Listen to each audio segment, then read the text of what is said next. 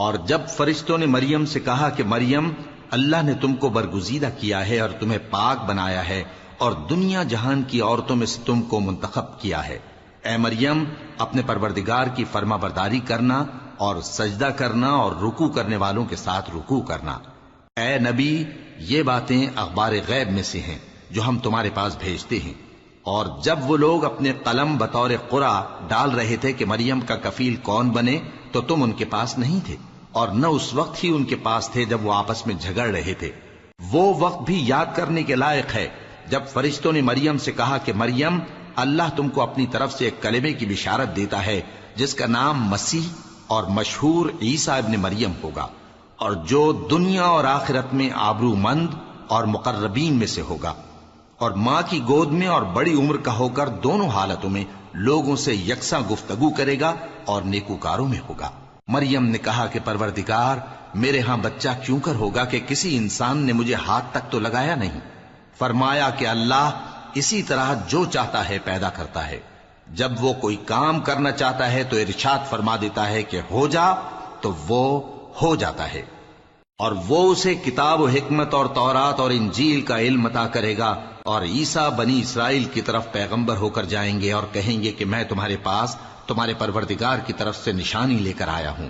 وہ یہ کہ تمہارے سامنے مٹی سے پرندے کی صورت بناتا ہوں، پھر اس میں پھونک مارتا ہوں تو وہ اللہ کے حکم سے سچ مچ پرندہ ہو جاتا ہے، اور پیدائشی اندھے اور ابرص کو تندرست کر دیتا ہوں، اور اللہ کے حکم سے مردوں کو زندہ کر دیتا ہوں، اور جو کچھ تم کھا کر آتے ہو اور جو اپنے گھروں میں جمع کر رکھتے ہو سب تم کو بتا دیتا ہوں۔ اگر تم صاحب ایمان ہو تو ان باتوں میں تمہارے لیے نشانی ہے، اور مجھ سے پہلے جو تورات نازل ہوئی تھی اس کی تصدیق بھی کرتا ہوں، اور میں اس لیے بھی آیا ہوں کہ بعض چیزیں جو تم پر حرام تھیں ان کو تمہارے لیے حلال کر دوں، اور میں تو تمہارے پروردگار کی طرف سے نشانی لے کر آیا ہوں۔ تو اللہ سے ڈرو اور میرا کہا مانو، کچھ شک نہیں کہ اللہ ہی میرا اور تمہارا پروردگار ہے، تو اسی کی عبادت کرو، یہی سیدھا رستہ ہے۔ پھر جب عیسیٰ نے ان کی طرف سے انکار و نافرمانی ہی دیکھی تو کہنے لگے کہ کوئی ہے جو اللہ کا طرفدار اور میرا مددگار ہو؟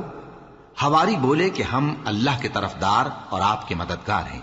ہم اللہ پر ایمان لائے اور آپ گواہ رہیں کہ ہم فرمانبردار ہیں۔ اے پروردگار، جو کتاب تو نے نازل فرمائی ہے ہم اس پر ایمان لے آئے اور تیرے پیغمبر کے متبع ہو چکے، تو ہم کو ماننے والوں میں لکھ رکھ۔ اور وہ یعنی یہود قتل عیسیٰ کے بارے میں ایک چال چلے، اور اللہ نے بھی عیسیٰ کو بچانے کے لیے تدبیر کی، اور اللہ بہترین تدبیر کرنے والا ہے۔ اس وقت اللہ نے فرمایا کہ عیسیٰ، میں تمہاری دنیا میں رہنے کی مدت پوری کر کے تم کو اپنی طرف اٹھا لوں گا اور تمہیں کافروں کی صحبت سے پاک کر دوں گا، اور جو لوگ تمہاری پیروی کریں گے ان کو کافروں پر قیامت تک فائق و غالب رکھوں گا۔ پھر تم سب میرے پاس لوٹ کر آؤ گے تو جن باتوں میں تم اختلاف کرتے رہے اس دن تم میں ان کا فیصلہ کر دوں گا۔ اب جو کافر ہوئے ان کو دنیا اور آخرت دونوں میں سخت عذاب دوں گا، اور ان کا کوئی مددگار نہ ہوگا۔ اور جو لوگ ایمان لائے اور عمل نیک کرتے رہے ان کو اللہ پورا پورا صلہ دے گا، اور اللہ ظالموں کو دوست نہیں رکھتا۔ اے نبی، یہ ہم تم کو اللہ کی آیتیں اور حکمت بھری نصیحتیں پڑھ پڑھ کر سناتے ہیں۔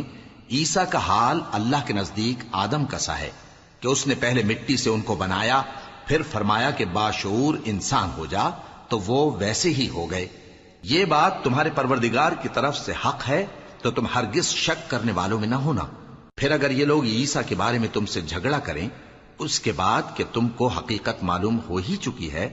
تو ان سے کہنا کہ آؤ ہم اپنے بیٹوں اور بیٹیوں کو بلائیں، تم اپنے بیٹوں اور بیٹیوں کو بلاؤ، اور ہم خود بھی آئیں اور تم خود بھی آؤ، پھر دونوں فریق اللہ سے دعا و التجا کریں، اس طرح جھوٹوں پر اللہ کی لعنت بھیجیں۔ یہ تمام بیانات صحیح ہیں، اور اللہ کے سوا کوئی معبود نہیں، اور بے شک اللہ غالب ہے، صاحب حکمت ہے۔ بس اگر یہ لوگ پھر جائیں تو اللہ مفسدوں کو خوب جانتا ہے۔